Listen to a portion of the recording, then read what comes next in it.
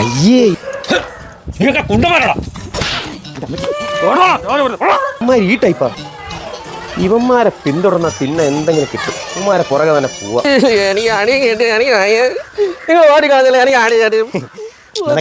എന്താ ഇതെപ്പോ എടുത്തത്? അതൊക്കെ എടുത്ത് എങ്കിൽ കുഴപ്പമില്ല. രസിക അടിയായിരുന്നു.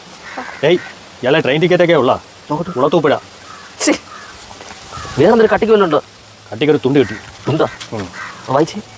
ഈ നോട്ടീസ് കൈ കിട്ടിയാൽ ഉടൻ തന്നെ ഇത് നിങ്ങൾ 100 പേർക്ക് ഇതുപോലെ പ്രിന്റ് എടുത്ത് കൊടുക്കണം. ഇല്ലെന്നുണ്ടെങ്കിൽ നിങ്ങൾക്ക് നാശങ്ങൾ സംഭവിക്കും. ഇത് വിഘ്നേശ്വരന്റെ വിഘ്നമാണ്. നാടാ വിഘ്നേശ്വരന്റെ ഒപ്പ് വിഘ്നോ. ഇങ്ങനെ ചെയ്ത് നിങ്ങൾ 100 പേർക്ക് കൊടുത്തില്ലെന്നുണ്ടെങ്കിൽ നീ വയനാട് അടുത്തേക്ക് അച്ഛനെ കിട്ടുന്നില്ലടാ. അയ്യോ എനിക്ക് വായിക്കാറില്ല, കേൾക്കാനല്ലേ അറിയാം. കണ്ടാ സർവോപരി നിങ്ങൾക്ക് നാശനഷ്ടം ഉണ്ടാവും. നിങ്ങൾ പോണ പോക്കിന് വാഹനങ്ങൾ നിങ്ങളുടെ നെഞ്ചത്ത് കൂടെ കയറും. എന്നാടാ കൂമ ഒത്ത് നാടാ ഇട്ട് വെച്ചിരിക്കുന്നു. അയ്യോ ഇതിന് 100 പേർക്ക് അടിച്ചു കൊടുക്കണോ? നീ രക്ഷപ്പെട്ടെന്നാ. നാളെ വേറെ 2 വരി കൂടെ ഉണ്ട്. ഇത് നിങ്ങൾ ആരൊക്കെയാണോ പങ്കിട്ട് എടുത്തിട്ടുള്ളത് അവർക്ക് നാശം ഉണ്ടെന്നതാ. അവിടെ പണിയാ, ഞാൻ വായിച്ചില്ലല്ലോ. ഇനി ഞാൻ എങ്ങനെയാ 100 പേർക്ക് അടിച്ചു കോട്ടാക്കോട്ട്. ഭാഗ്യം.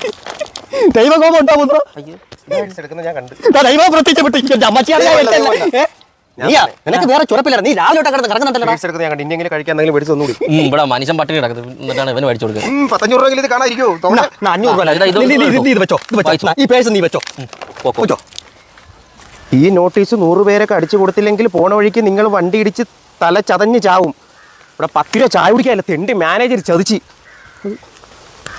ഒരു 50 പൈസ അമ്പലത്തിൽ ഇടാൻ പോലും ഇല്ലല്ലോ. ഒരു പേഴ്സ് പോപ്പ് എനിക്കൊന്നും വേണ്ട. ഒന്നെണ്ണ നിങ്ങൾ ഇങ്ങനെ ആട്ടിക്കൊണ്ട് നടന്നാൽ മതിയാ. ഇതുവരെ ഓട്ടോപക്ഷനെ കണ്ടു കിട്ടിയില്ല.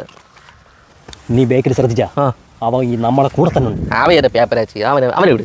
അവൻ ഇനി സി ഡി ആണെങ്കിലാ? സി ഡി ആണെങ്കിൽ അതൊന്നും അല്ലല്ലോ. അവനൊരു കഷ്ണം കൊടുത്ത് നമുക്ക് ഒതുക്കാം. ആദ്യം അതിൽ കണ്ടുപിടി സംഭവം ഓട്ടോപക്ഷനെ.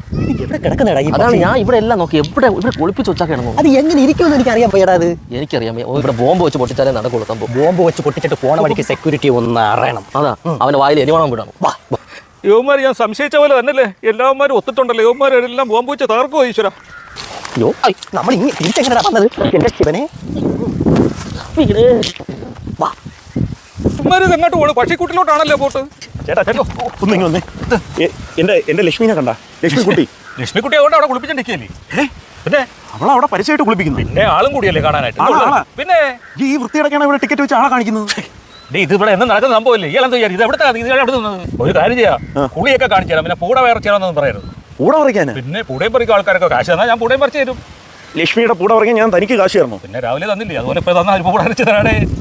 ഇയാൾ എന്തിയാ ലക്ഷ്മിക്കുട്ടി? എന്ത് പേടിക്കാനൊക്കെ കെട്ടാൻ കൈ കെട്ടി മുതലുണ്ടാക്കി കിട്ടാൻ നല്ലതല്ലേ ആരോഗ്യത്തിന്? നിങ്ങൾ ഏത് ലക്ഷ്മിക്കുട്ടിയുടെ ആയിരിക്കും പറയുന്നത്? ഇയാൾ ഏത് ലക്ഷ്മിയുടെ കാര്യം പറയുന്നത്? ഞാൻ കെട്ടാൻ പോണ പെണ്ണ്. ഇയാൾ കെട്ടാൻ പോണ പെണ്ണ അവളവിടെ ഉണ്ട്. വാ അവിടെ ചായം കുടിച്ചിട്ട് കൊണ്ട് വാ കാണിച്ചു തരാം. പിന്നെ നിങ്ങൾ ഏത് ലക്ഷ്മിക്കുട്ടിയുടെ? നമ്മുടെ ആനലക്ഷ്മി. എനിക്ക് നാനേ. ഓ തനിക്ക് പ്രാന്താണാവുക. അവളെ താൻ എവിടെ കണ്ടെന്ന് പറഞ്ഞു? കോപ്പി ഹൗസിൽ ഇരുന്ന് ചായം കുടിച്ചിരിക്കുന്ന ഒരുത്തൻ്റെ എന്റെ പെണ്ണിനെ പറ്റി അനാവശ്യം പറയരുത്. ഇയാൾ വാ കാണിച്ചു തരാം. വാ ഇത്രയും ഒരു പതിവൃതയായ കുട്ടിയെ പറ്റി ഇങ്ങനെ അനാവശ്യം പറഞ്ഞാലാണ് കേട്ടല്ലോ. ഓടിക്കുന്നത് ഓടെ നോക്ക്. ഓ ഓണ്ട ജനലിൽ കൂടെ കൊഞ്ചുന്നാണ്ടാ നോക്ക്.